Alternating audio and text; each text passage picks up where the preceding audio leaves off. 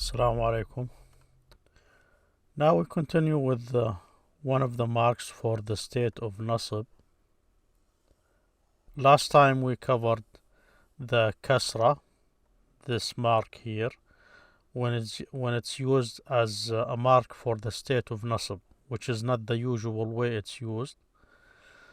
So today we continue with the next mark. So we will read this text first. وللنصب 5 علامات: الفتحة والألف والكسرة والياء وحذف النون. So we talked about fatha, we talked about the alif, we talked about the kasra. Now we'll cover the ya as used for a mark. This ya here, this is how it looks within the word, like this tooth and 2 dots underneath it. So this is a ya here, and it's used as a mark to indicate the state of nasb. There are few cases that you can call the word is in a state of nasb. The way you show that state or you mark that state is with these 5 marks. This is the original, al-fatha, that's the main mark. These are the secondary marks. They are not used with all words. So this ya here is the sign that we will cover today, or the mark. So وحذف النون, this will be the 5th one we will cover next time inshallah. فأما الفتحة فتكون علامة للنصب في 3 مواضع. So the fatha is a mark, فتكون will be a mark, علامة للنصب, for the state of nasb in 3 places. في الاسم المفرد وجمع التكسير, in the singular noun and the broken plural. والفعل المضارع إذا دخل عليه ناصب ولم يتصل بآخره شيء. So the 3 places that we use the fatha in, this fatha here, to indicate the state of nasb are the singular noun, broken plural, present tense verb, if it had the nasb or some tools that come before it, or letters, meaning letters, that cause it to go into that state of nasb. And the way we show that state is with the fatha, if the present tense verb will take it, and nothing else is attached to it. So we talked about this before. وأما الألف فتكون علامة للنصب في الأسماء الخمسة. The alif is used as a mark in the 5 nouns, like in I saw your father, your brother, رأيت أباك وأخاك وما أشبه ذلك, and things like that. وأما الكسرة فتكون علامة للنصب في جمع المؤنث السالم. So الكسرة, we covered this last time, is used as a mark for the state of nasb in the sound feminine plural. We talked about this before. So وأما الياء, and this is what we are talking about today. وأما الياء فتكون علامة للنصب في التثنية والجمع. So this ya, it looks like this within the word. At the end of a word it looks like this. So that's the ya, it's a letter, and it's used as a mark to indicate the state of nasb, where in تثنية, the dual case, والجمع, and the plural case. And here this jama', what they mean by it is the sound masculine plural. That's the jama' they talk about. So we will we'll see examples of this. We used this book before. It's for the elementary school education. You will find the link for it in the description. Here they're talking about the singular and dual cases and plural. So here they give an example. Al-mufrad, the singular, something, a noun that indicates one thing, like this is book, kitab, one book, kitab. Bab, door, that's a door. Katib is a writer, katib. Katiba is a writer, a female writer. So this is the feminine, this is a masculine for a writer. So these are singular. Now, the muthanna, we discussed this before. It indicates two things. So if you want to say two books, you say kitaban. Now, we discussed the state of rafa', not nasib. We said we use the alif as an indication of that state, as a mark, the mark to indicate that state. We use this alif here. So in the dual case, you either have an alif and an, or a ya and an. This e here, this e here. So this is for the state of rafa'. For our case now, we said we use this ya.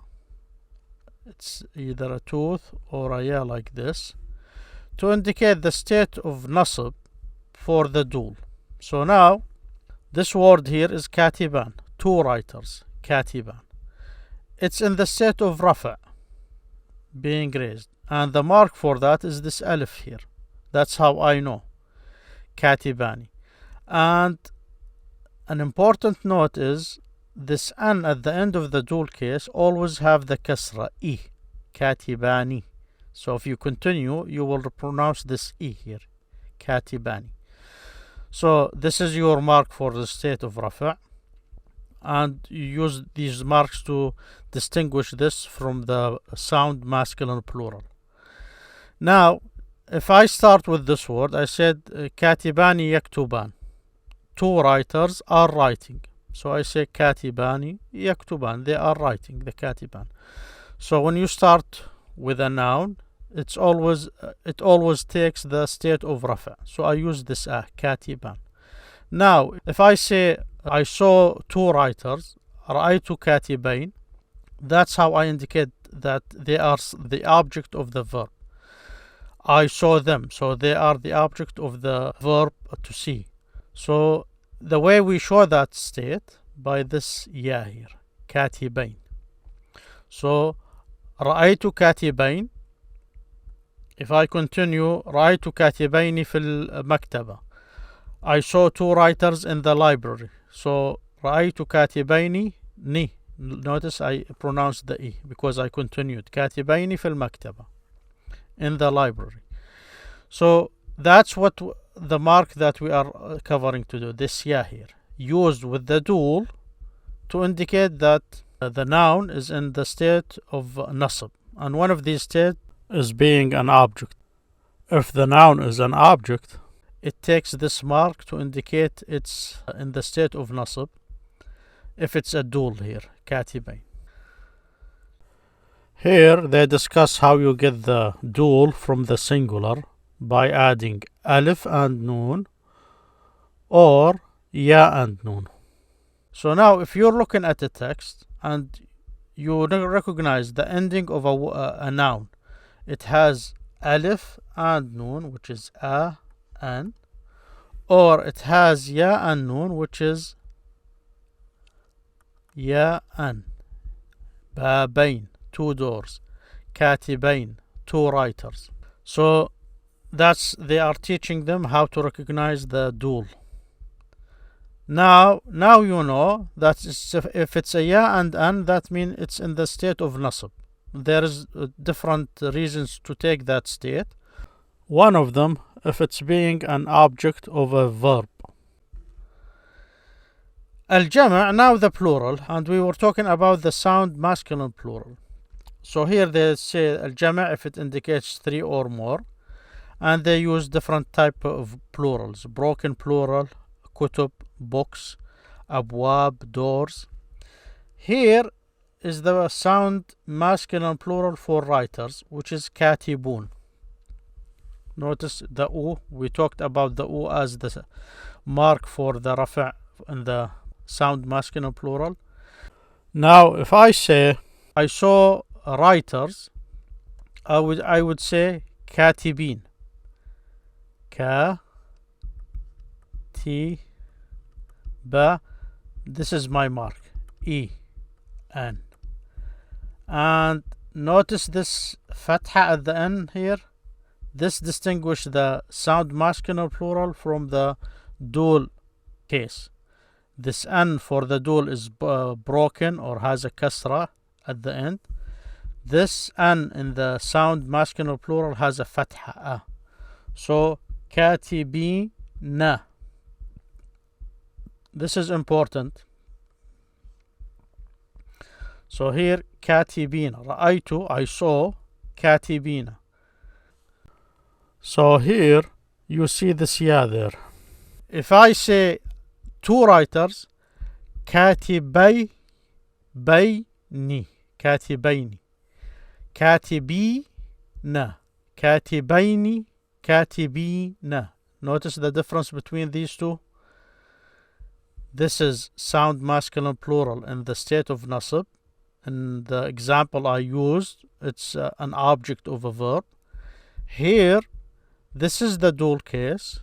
In the state of nasb, because it's an object of a verb I used, I saw two writers.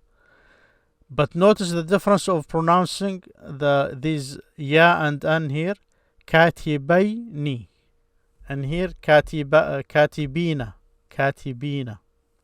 So this is just a quick note about this. Of course, we will talk about this more later, but now you know about this mark. If you see this writers written in two different ways, now you know why in here it's katiban, which means two writers.